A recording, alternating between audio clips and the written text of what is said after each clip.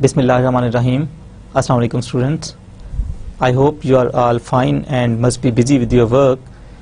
This is our lecture number 28 for the subject of operations management, and in the last two lectures we discussed about a very important topic in operations management, that is the project management. And let's have a brief review, students, what we did in our previous lecture. Students, in the last lecture we discussed a very important topic in project management, that is PERT CPM, and you must know that we discussed some of very important tools which may be very helpful in managing the different projects. And one of the tool in project management is PERT CPM, that is Program Evaluation Review Technique and Critical Path Method. And we discussed the framework of PERT and CPM technique, and we also discussed that what is the importance of this networking technique. This technique actually helps us to draw the diagram or a network which shows the interrelationships between the different activities of the project.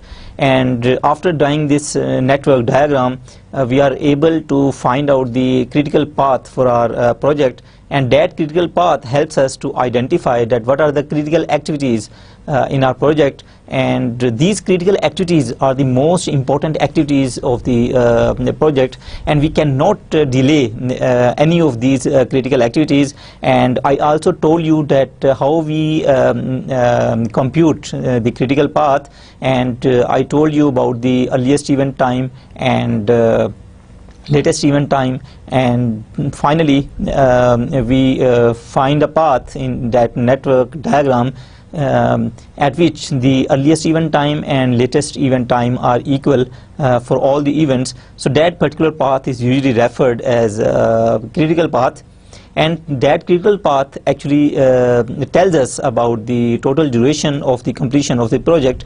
And we cannot complete a particular project before that particular time, and it is actually the shortest possible period in which we can complete our projects. So we discussed, students, in detail about this PERT and CPM. Then I also told you that how we can calculate the expected time for the different activities of a project.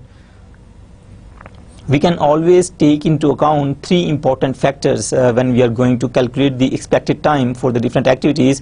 That is the most pessimistic time, most probable time, or the optimistic time. And optimistic time is the time that in which your project may be completed when there is an ideal situation in future.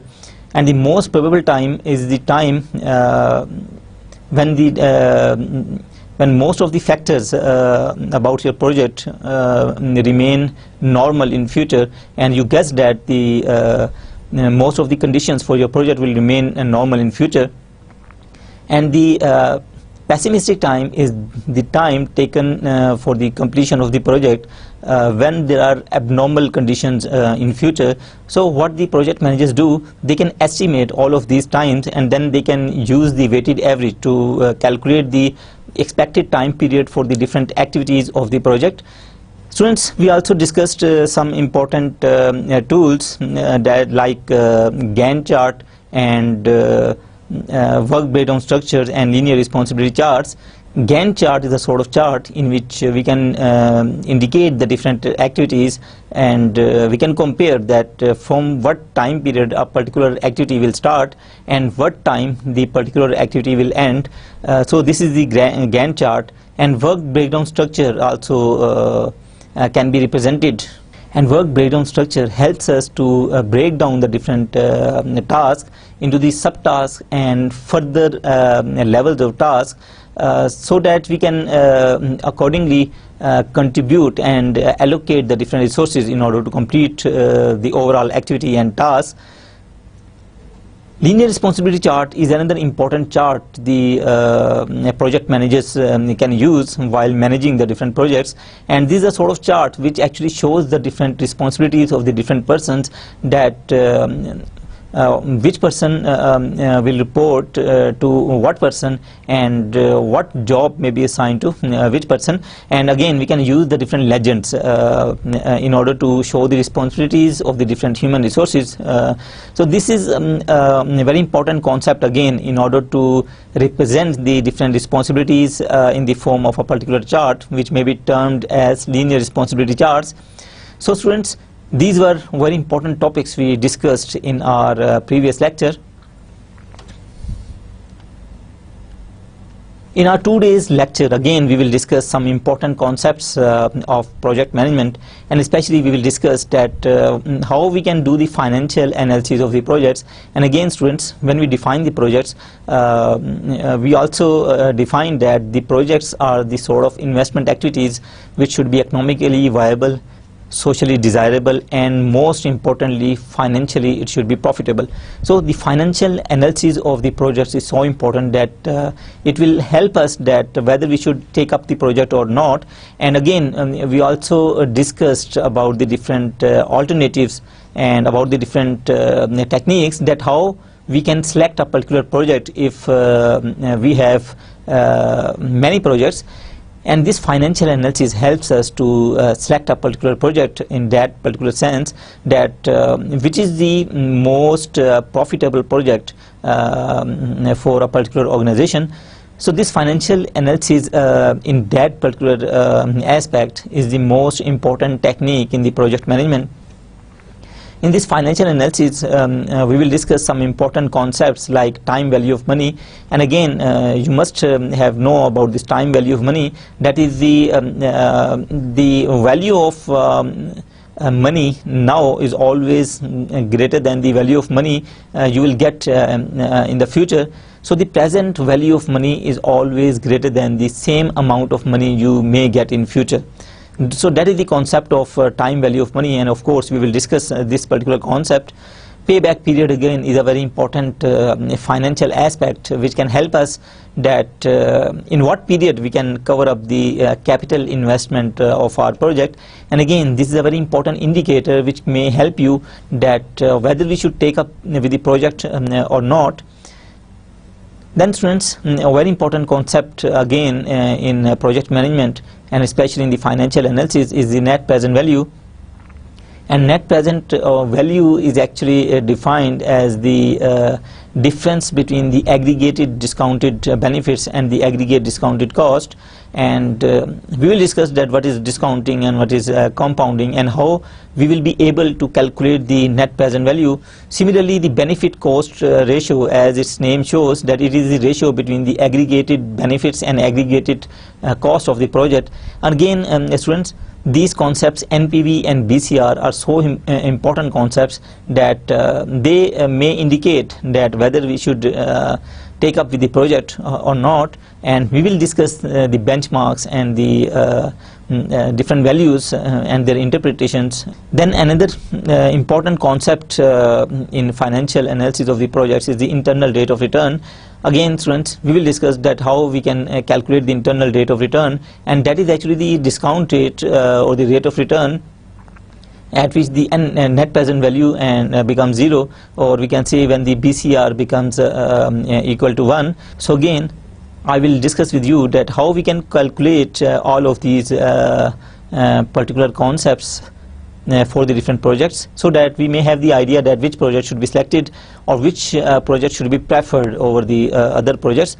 So important is the financial analysis of the projects. Time value of money. Conceptually, time value of money means that the value of sum of money received today is more than its value received after some time. Conversely, the sum of money received in future is less valuable than it is today.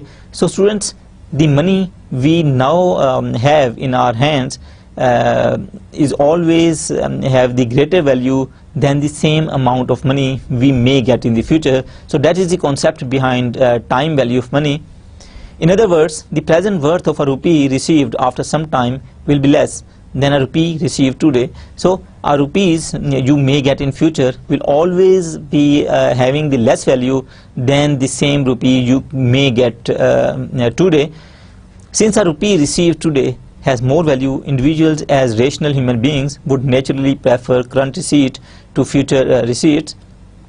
So that's why most of the financial analysts and the operation managers and the finance managers, they always prefer the money they can get today rather than having the money in the future. Now again, the concept is same, that the present value of money is always greater than the future value. So this is the concept behind time value of money, students. In order to have the logical and meaningful comparisons between cash flows that result in different time periods, it is necessary to convert the sums of money to a common point in time. So students, we may have the different cash flows when we are going to conduct a particular project, and you may get some of the money today, and you may get some of the money after 1 year, after 2 years, or after 5 years. So in order to have the fair comparison or the financial comparison of the cash flows, what we'll have to do, we'll have to get the amount of money or the value of money at a single time period. That is, either we can calculate the value of money today for all of the different cash flows, or we can get the value of money for the some future time period. So we should have some common time period, that is that may be today or that may be tomorrow. So students, it is necessary to have a common point in time in which we can calculate the value of money that may be calculated at the present time period, or that may be calculated at some future time period. So after having the value of money at some common time period, it will be always better to have the financial analysis of the different cash flows. In that particular perspective, we use the two different types of techniques, and these techniques are generally referred as compounding and discounting. Now again, students, we have the two different formulas, that is the present value formula and the future value formula. You can see that future value formula is future value is equal to P, that is the present value, into 1 plus I raised to power n, where P is the present value of money, I is the interest rate, and n is the number of years, and f is the future value of money. And in order to calculate the future value of money, we use the general term, that is compounding. Similarly, the formula for present value of money is P is equal to f over 1 plus I raised to power n. Again, P is the present value of money, f is the future value of money, and I is the interest rate, n is the total number of years. And again, whenever we calculate the present value of money, we use the term discounting for this particular purpose. So in order to have the financial analysis of the projects, we'll have to calculate the present value of the different cash flows, or the future value of the different cash flows, by using either of these formulas. Compounding technique. Interest is compounded when the amount earned on an initial deposit, that is the initial principal, becomes part of the principal at the end of the first compounding period. The term principal refers to the amount of money on which the interest is received. So students, whenever you have some initial deposit, that deposit is said to be as initial principal amount, and after a particular time period, you may get the interest on that principal amount, and this interest is actually compounded when the amount earned on an initial deposit, and at the end of the different time period, this interest again is being added on the principal amount. So the term principal refers to the amount of money on which the interest is received. Again, students, I have told you about the time value of money, that an amount of dollar invested now will be worth more when the principal and its accumulated interest are received n years from now. Or money can earn interest during the time it is invested. A future return is worth less at the present time. So again, students, as I have told you, that the present worth of money is always greater than the worth of money in future. So again, this is the formula for calculating the future value of some investment. F is equal to P into 1 plus I raised to power n, where f is the future value of the investment, P is the principal amount, or P is the present value of the investment, I is the annual interest rate, and N is the number of years for which you are making that particular investment. Let's students discuss some important examples that how we can calculate again the future value or the present value of some of the investment in the different projects. Let's take this particular example. Suppose you have an initial investment equal to $1,000 in a project, and the interest rate is equal to 10% a year, and it is compounded annually. Now this point is very important, that we'll have to see that whether the interest is compounded annually, or it is semi-annually, or it is quarterly, or it is monthly. So accordingly we'll have to change the formula according to the compounding interest. So suppose the time period is 1 year and you have invested this $1,000 for the 1 year. Now this $1,000 is actually the present value of your investment, and if we put this information into this formula, that is F is equal to P into 1 plus I raised to power N. So in this case P is 1000 and I is equal to 10%, so it will become 0.1, and N is the number of years. In this particular case the number of year is 1, so N will be equal to 1. So if we put this information in this formula, we will get the future value of money $1,100.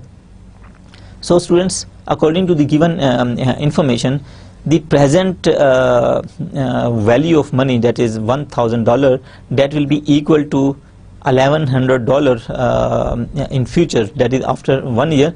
So in this way, by using this particular formula, we may be able to calculate the future value of money. Now let's suppose that the investment is made for 2 years. Now what we will do, again we will use the same formula, that is F is equal to P 1 plus I raised to power N. This will be again equal to $1,000, which is the principal amount or the present value of the money. Now 1 plus 0.1, 0.1 means 10% interest rate, so it will become 1.1, and the power is 2, because now the number of years are 2. So again, if we solve this particular equation, the value of the future money will become $1,210. We can also calculate the 2 years compound interest by investing first year's principal and interest. So as you know that after 1 year we got this future value as $1,100, so we can alternatively calculate the future value after 2 years by using this particular formula, that is F is equal to P 1 plus I raised to power N. So now P is the value we get after 1 year, that is 1100. So 1100 multiplied by 1.1 raised to power 1, it will be equal to $1,210. So you can use either of these ways to calculate the future value of money after 2 years. So students, in this particular example we just have discussed, we discussed that the interest is compounded annually, that is the interest will be applied on the principal amount after 1 year. So that time period may change with respect to the particular investment. Now let's consider the case if the compounding is done quarterly. Now what happens? Quarterly means that after every 4 months quarterly means the interest will be applied 4 times in a year, that is after 3 months the interest will be applied. So it means the interest will be applied after every 3 months. So in a year the interest will be applied on that principal amount 4 times in a year. So it means that compounding is done quarterly, that is the 4 times. So what will be the change in the formula? Suppose again consider this particular example, that your investment is $1,000, the interest rate is 10% a year. Now again students, this is the interest rate 10% a year, compounding quarterly. So if you are interested in compounding quarterly and the total time is 2 years, now what will be the change in this formula? Now formula will be F is equal to P into 1 plus I over 4 raised to the power 4 multiplied by 2. Now students, what we do in this particular formula, we have divided that interest rate by 4. Now why we have divided by 4? Because the compounding is done quarterly. As I say that 4 times the interest will be applied on a particular amount, so that's why what we will do, we will divide that interest rate by 4, and in raised to power, what we will do, we will multiply this 4 by the total number of years, so the total value in this particular case will become 8. So the formula will be like this now: 1000 multiplied by 1.025 raised to the power 8 is equal to $1218.4. So students, what we have done in this particular example, because the compounding is done quarterly, we divided the interest rate by 4, and again the number of years are being multiplied by 4. So by making this particular change, we can again get the future value of money when the compounding is done quarterly. Now let's again take the example that compounding is done monthly. Again, monthly means students, you'll have to apply the interest on the amount 12 times a year. So again, if the now again, if we consider the same example, that is the investment is equal to $1,000, your interest rate is again 10% a year, and the compounding is done monthly, and we are interested to calculate the future value of money after 2 years. Now again, what will be the formula? That is, future value is equal to present value multiplied by 1 plus I divided by 12. Now students, again, because we are compounding monthly, therefore we will divide this interest rate by 12. Previously the compounding was quarterly, so that's why we divide the interest rate by 4. But in this monthly compounding case, we will divide the interest rate by 12, and again the number of years, that is n, will be multiplied by 12. So by making these particular changes in this formula, we can get the future value of money when the compounding is done monthly. So this is the way the compounding can affect the future value of money. So again students, if we are doing the compounding daily, then and we suppose that there are 360 days in a year, and again we will have to apply the similar sort of changes. That is, we will have to divide the interest rate by 360, assuming that there are 360 days in a year, and again n or number of years will be multiplied by 360, and again by these particular changes we can get the future value of money equal to $1,221.5 if the compounding is done daily. So students, we discussed some different examples that how we can calculate the future value of money by applying that particular formula, that is F is equal to P into 1 plus I raised to the power n, and how we can change the interest rate and the number of time periods if the compounding is done monthly or quarterly or semi-annually.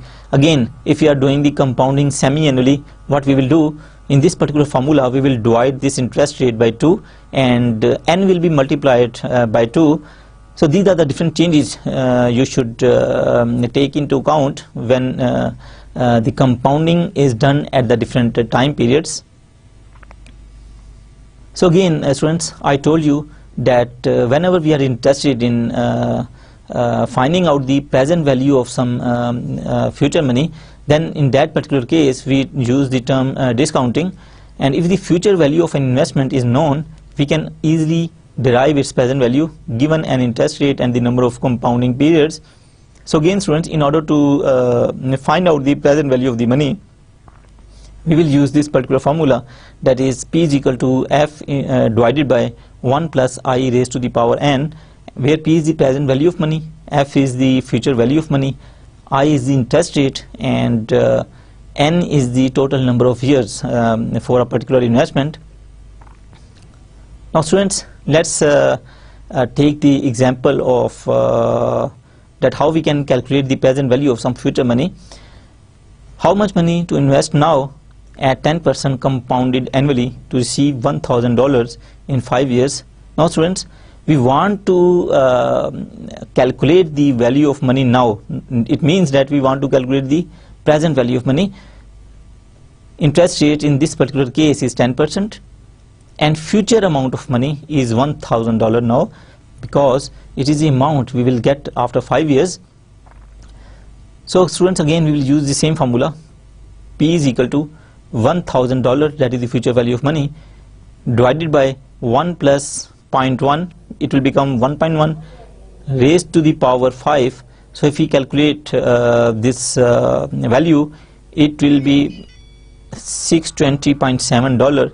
So it means that $1,000 you may get after 5 years will have the value of $620.7 now, if that discounting is done annually. So in this way, students, by using this particular formula, we can calculate the present value of money.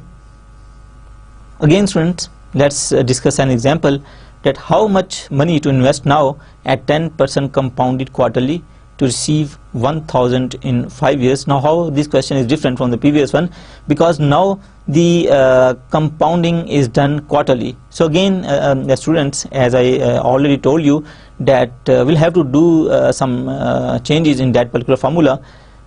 What we will do, we will divide the interest rate by 4, because the compounding is done quarterly, and again the number of time periods, that is n or 5 in this particular case, that will be multiplied by 4.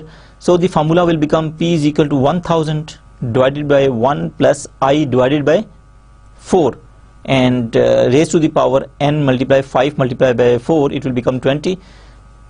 So if we divide the interest rate, that is 10% by 4, and if we add this value to 1, it will become 1.025, and if we solve this particular value, it will become $610.3. So this is the amount or the present value of money if the compounding is done quarterly. Now students, what we were doing in this particular case, we were calculating the present value of money for the different investments after the particular time periods, and let's discuss the concept of net present value. What is net present value? The net present value method requires that all the cash flows be discounted to their present value using the firm's required rate of return, and this is the formula for the net present value. Now students, what is the concept of net present value? Net present value is actually the difference between the aggregated discounted benefits and the aggregated discounted cost. Now what happens when we have the different cash flows that may be in the form of profits, or that may be in the form of cost or investment?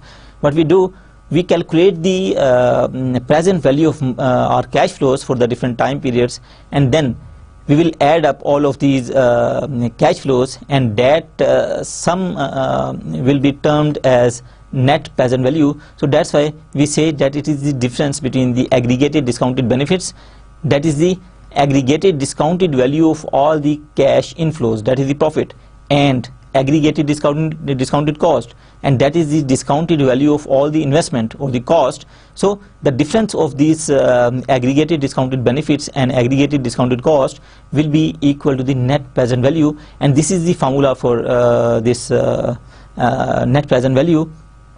You can see that summation AT over 1 plus I raised to the power t. Now in this particular case, students, this A is actually the present value of money, and I is representing the interest rate, T is the time period, C is representing the cost. So what we will do, we will calculate the aggregated discounted benefits and aggregated discounted cost. We will have the difference of these two values, and that particular value is the net present value actually.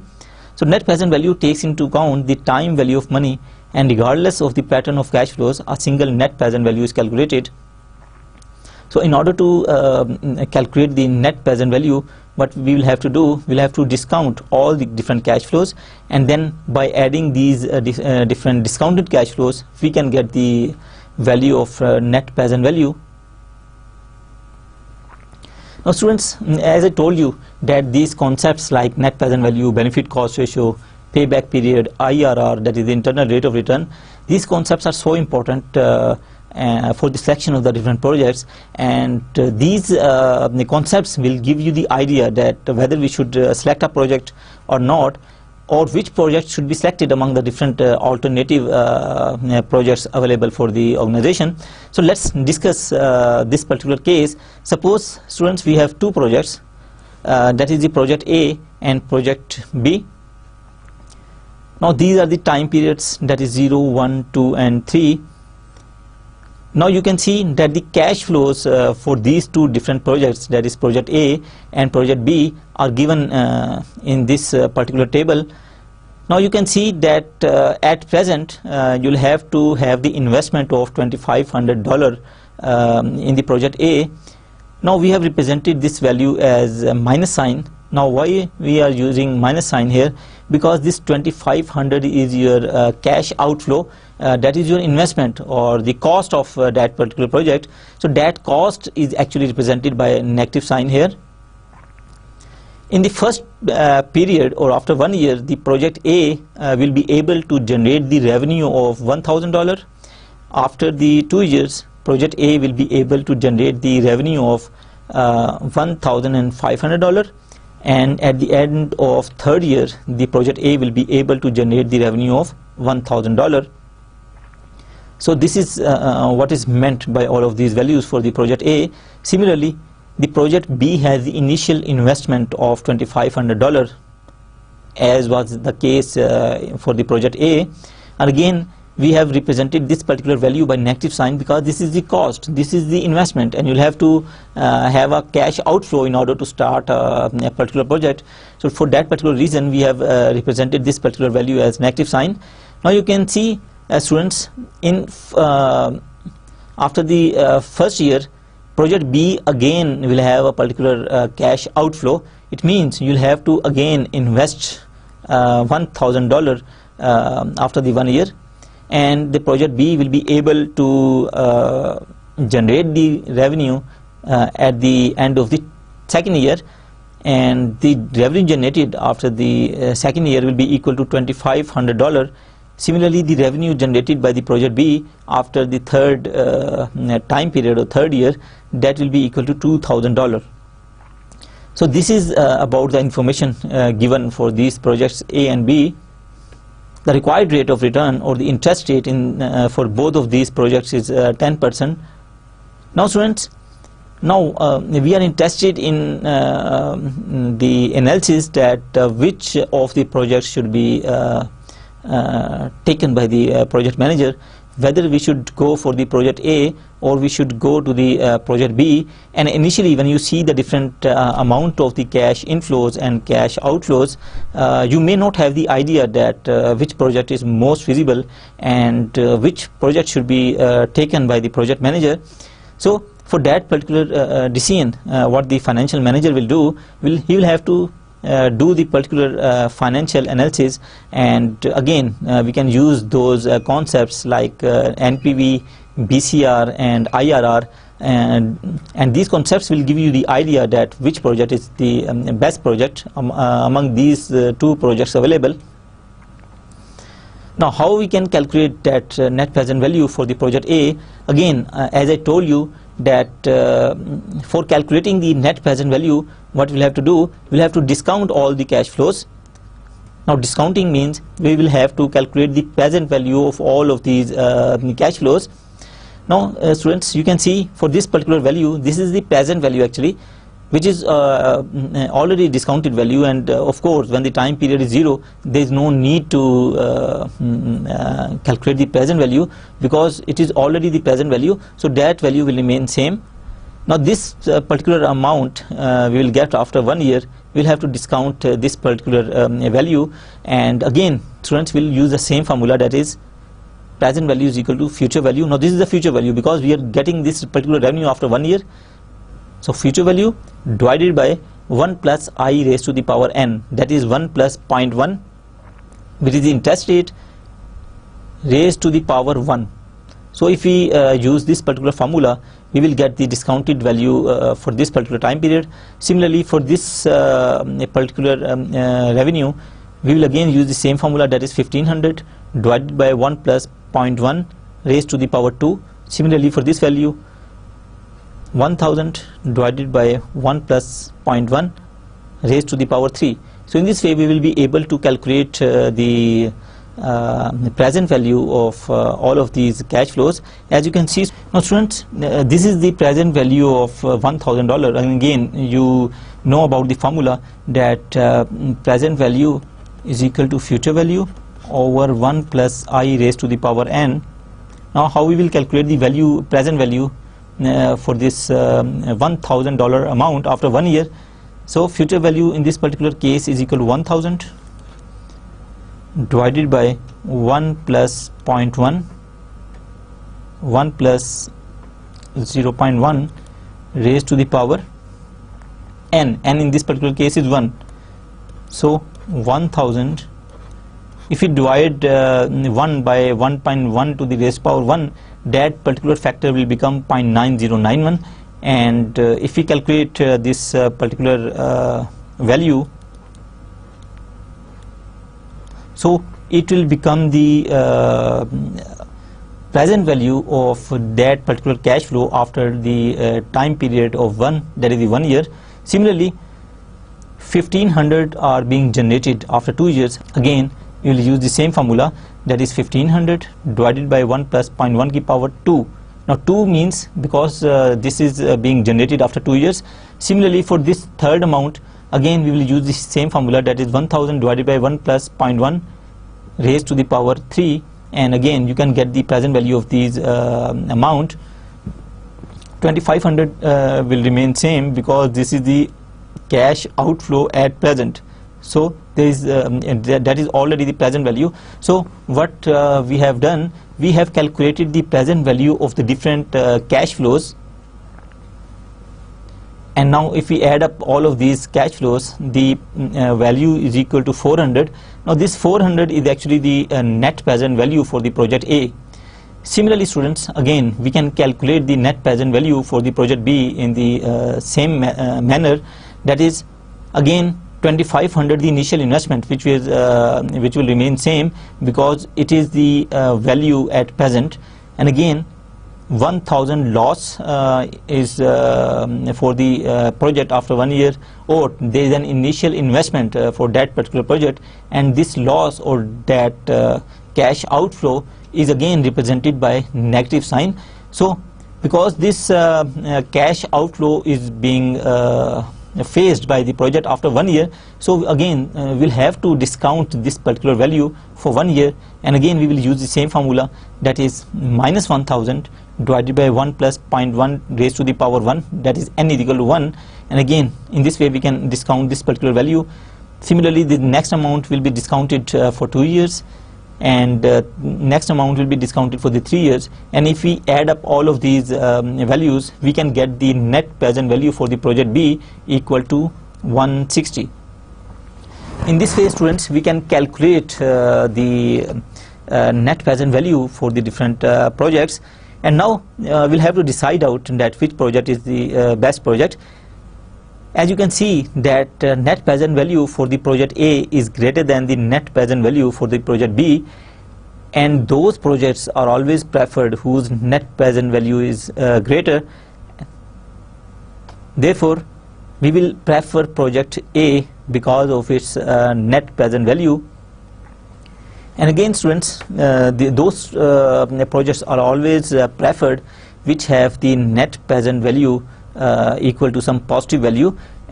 If a particular project have the net present value in negative, then of course we can always reject those projects, or we may also accept the projects with some negative net present value for some social science projects or some non-profitable projects. We can always accept, and we can always accept the projects with some net present value, but for the normal business projects we always prefer the projects whose net present value is positive. And if we have the different alternative projects, and then we will calculate the net present value for all of these projects, and that project will be preferred whose net present value is greater. So the projects with the higher net present values are always better. So this is the way, students, this net present value can help you for the selection of the particular project.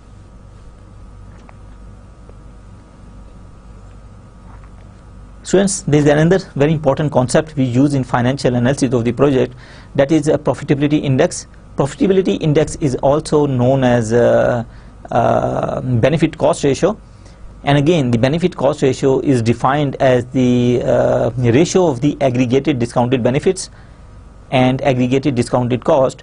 Now what is the difference between net present value?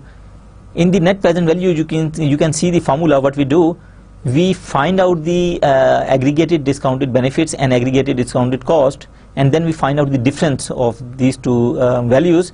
But what happens in benefit cost ratio formula, we are going to find out the ratio of these two values. That is, we will find out the ratio of the aggregated discounted benefits and aggregated discounted cost.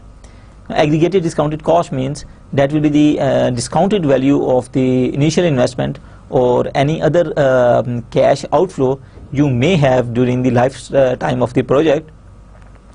So this is the formula for this profitability index. Now again, students, you can see in this formula that this is the ratio of the discounted benefits or discounted revenues to the discounted cost.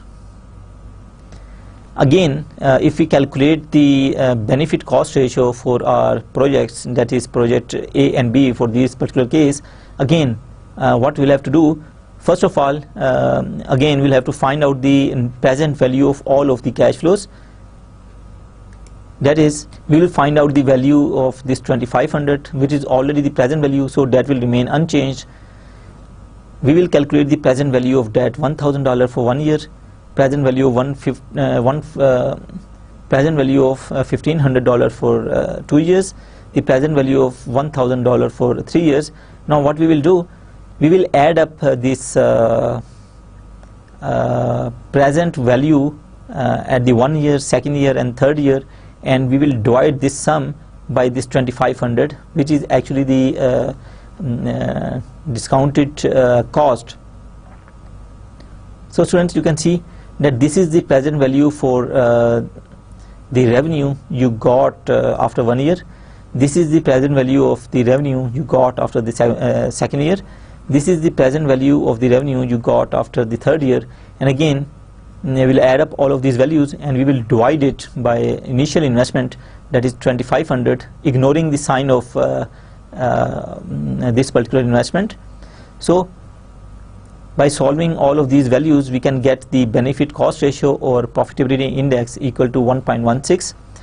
Students, whenever the net present value is positive, its benefit cost ratio will be greater than 1. So that is, you can see that when we calculate the net present value of the project A, it was equal to $400, that is a positive value. So the benefit cost ratio will be greater than 1 for this particular project, and that is 1.16. In the same way, we can calculate the benefit cost ratio for our second projects. Again, this is the benefit cost ratio for the project B. Again, for the project B, we have calculated the discounted revenues. You can see that 2500 is the revenue which is being generated after 2 years. This is project B. You can see that 2500 revenue is being generated after 2 years. So what we will do, we will calculate the present value of this amount, present value of this amount, and then we will divide this sum by the present cash outflow and the cash outflow after 1 year, because this is also the cost and we'll also have to discount this particular value for 1 year. So this is the profitability index or the benefit cost ratio for the project B, which is 1.046. Again, you can see that net present value for the project B is positive, so the benefit cost ratio for the project B will also be greater than 1. So this is the interrelationship between net present value and benefit cost ratio. And again, if we compare the benefit cost ratio for the different projects, those projects will be preferred which have the greater benefit cost ratio. Whenever the net present value for a project is 0, the benefit cost ratio will be equal to 1. Now why it is equal to 1? Because in net present value we are finding out the difference of the two values, that is the aggregated discounted benefits and aggregated discounted cost. And in benefit cost ratio the values are same, but the difference is we are calculating the ratio. Now we are dividing those two values. So that's why if net present value is equal to 0, the benefit cost ratio will always be equal to 1. If net present value is positive, the benefit cost ratio will be greater than 1, and if net present value for any project is negative, then the benefit cost ratio or the profitability index for a particular project will be less than 1. Students, after discussing that net present value and benefit cost ratio, the another important concept which is used in financial analysis of the projects, that is the internal rate of return. Now, what is the internal rate of return? It is that interest rate at which your net present value becomes 0, or it is that interest rate at which your benefit cost ratio becomes equal to 1. So this is the discount rate at which the net present value is equal to 0, or benefit cost ratio will become equal to 1, or we can also say that this is the interest rate at which the aggregated discounted benefits will become equal to the aggregated discounted cost. So this is the concept of internal rate of return. And again, we can use this formula in order to calculate the internal rate of return for a project, and this formula, that is the internal rate of return, is equal to LDR, means low discount rate, plus high discount rate minus low discount rate into net present value of low discount rate divided by net present value of low discount rate minus net present value of high discount rate. Now students, when we will solve the particular example in order to calculate the internal rate of return, I will explain what this formula is about and how we can find out the values of LDR, HDR and net present value of LDR and net present value of HDR, which are being used in this particular formula. There is another concept related to the financial analysis of the projects, that is the payback period. A payback period is that period in which the principal amount of the project or the capital investment of the project is being recovered after the generation of the revenues. If your initial capital investment is being recovered in 2 years, it means the payback period for that particular project will be equal to 2 years. Again, there are two types of payback period. One is the conventional payback period and the other one is the discounted payback period. Now students, again, if we do not take into account the discount rate, or we don't take into account the present value of the different cash flows, then that particular payback period calculated will be the conventional payback period. But if we discount all the cash flows, or we find out the present value of all the cash flows, and then we calculate the payback period, then that payback period will be referred as discounted payback period. So again, this is the conventional payback period, that is the payback period obtained by counting the number of years it takes for cash flow to equal the initial investment. This discounted payback period requires that the cash flow be discounted during the required rate of return before they are added up to equal the initial investment. So after calculating that conventional payback and discounted payback, you may have the idea that which one should be greater. I will discuss after calculating the payback periods for the different projects. Now suppose students, this is the information for 3 different projects. There are 3 different projects, that is project A, project B, project C, and the lifetime of all of the projects are 5 years, and you can see the different cash outflows and cash inflows for these 3 projects given in this table. Now at present the project A has the initial capital investment of 2400, so this is the cash outflow, that's why it is represented by this negative sign. The initial capital investment for all of the projects A, B and C is same, that is 2400. Again, this is your investment or cost, you will have to invest this amount, that is 2400, in order to start that particular project. So these are already the present value of the cost or investment. In first year, project A generates 600, project B generates 800, project C generates 500. Similarly, the amount of revenue to be generated after second, third, fourth and fifth year for the different projects A, B and C are given in this particular table. Now students, how we can calculate the conventional payback period? Let's discuss this conventional payback period.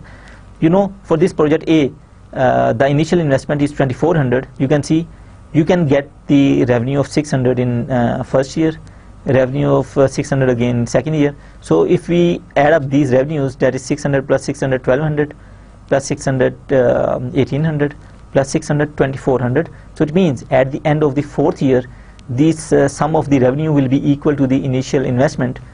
So it means its conventional payback period is equal to 4 years, because we define the payback period as it is that time period in which the initial capital investment is recovered through the generation of the revenues. So it means your investment of $2400 will be recovered after 4 years. So that's why the payback period for this project A is 4 years. Similarly, if you see the revenues for this project B, you can get this initial investment of 2400 after 3 years, that is 8 plus 8 16 plus 8 24. So initial capital investment will be recovered after 3 years. So it's a conventional payback period will be equal to 3 years. Similarly students, you can calculate the conventional payback period for project C. So if you add up these values, that is 5 plus 7 12 plus 9 21. So if you add up this particular value, that is 1100, that will be more than 2400. Now how we can calculate the payback period in this particular case? Now students, if we add up these values, you can see that the sum of these three values becomes 2100, and if we add this 1100, it will become greater than 2400. So it gives you the idea that the payback period lies somewhere between third and fourth year. Now how we can calculate the exact value of that payback period? Now you can see that this sum is 2100, but we want to compare it with 2400. The difference is 300. Now what we can do, we can divide this 300 by this particular amount, that is 1100, which is being generated for 1 year. So if we divide this particular amount, it will become equal to approximately 0.3. So it means that in 0.3 years the total cash inflows will become equal to the total cash outflows, that is 2400. So in this way we can calculate the value of the conventional payback period, that is 3.3. Now students, again let me explain this particular point in more detail. If you have a sort of confusion, you can see that this particular amount of 1100 is being generated for 1 year. So 1100 is being generated for 1 year, but we want to find out the time period in years in which this amount of 300, which is the difference between 2400 and 2100, is being recovered. So what we can do, we can find out the time period for this amount of 300. So how we can find out? If we use that monetary method, that will become 1 over 1100. For 300 it will become 300 over 1100. So again we will have this value of 0.3. So it means that after 3 years completion, in 0.3 years we may get the revenue of $300, and then it will become equal to total $2400. So that's why the conventional payback period for this particular project is 3.3. Similarly students, we can also calculate the net present value and the discounted payback period for these projects. Now what we will have to do for the discounted payback periods? Students, will have to discount all of these values. yet we have not discounted these values, and without discounting or without finding out the present value of these different cash flows, we have taking into account the different payback periods. But if we first discount all of these values and then we calculate the payback period, then it will be termed as discounted payback period. Now let's discuss the different values, that is the discounted values. As you can see in this particular table, these are the different cash flows for the projects. Now this particular factor is actually equal to 1 over 1 plus 0.1, which is the interest rate, power 1. This particular factor is equal to 1 plus 0.1 power 2. This particular factor is equal to 1 plus 0.1 power 3. Similarly, 1 over 1 plus 0.1 power 4, 1 over 1 plus 0.1 power 5. Now students, after calculating these discounted factors, what we can do, we can multiply this particular factor by this outflow, so you can get the present value of the different cash outflows. So the present value of this 600 for project A is equal to 545.45. Now that is the same formula is being used, that is present value is equal to future value over 1 plus I raised to the power n. So the same formula is being used here. So in this way we can get the present value of all the cash inflows and cash outflows. And again, as you know that we can calculate the net present value by adding the discounted cash inflows and cash outflows. So in this particular column for the project A, you can see that these are the discounted cash flows. This is the discounted cash outflow, that is the investment, and these are the cash inflows, that is the revenues actually. So if we add up these values, so if we add up these values, we will get the net present value for the project A. Similarly, you can get the net present value for the project B, and same way you can get the value of net present value for project C. Now again students, you can always calculate the benefit cost ratio as well.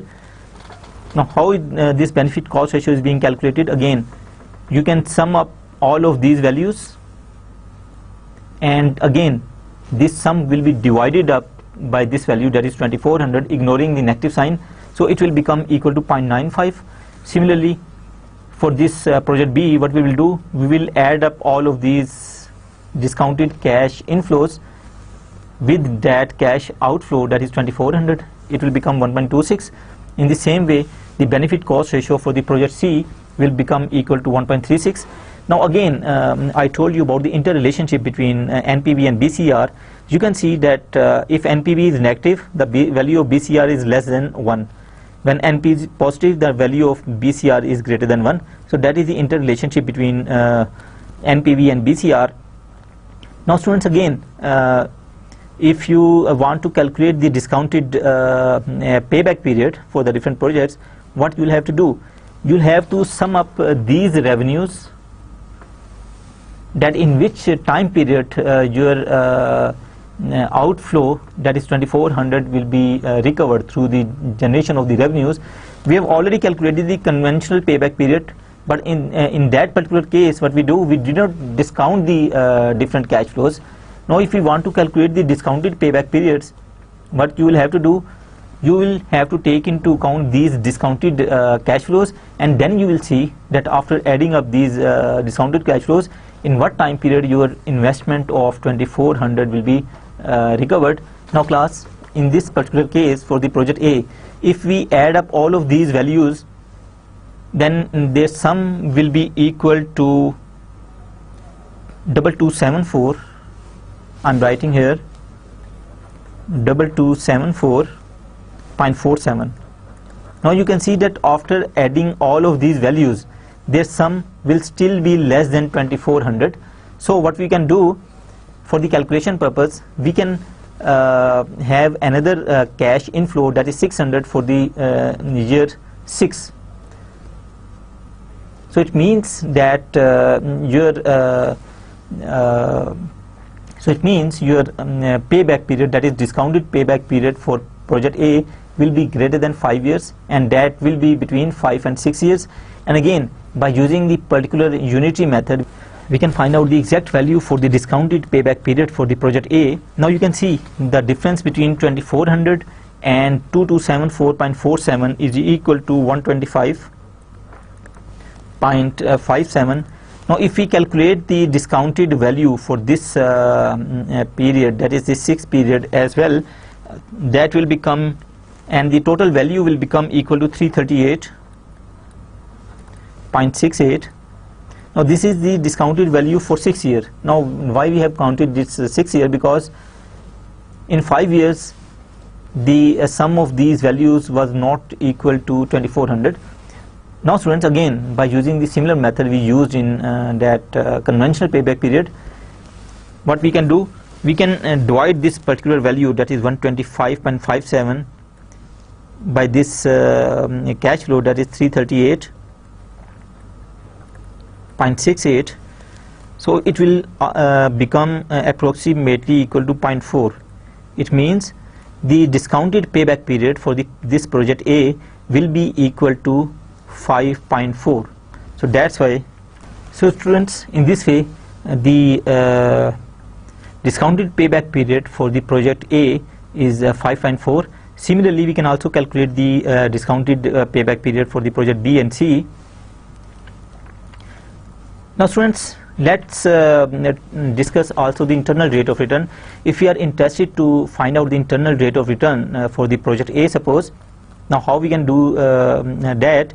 Now let's see the present value of the project A. You can see that the present value of project A, that is minus 126.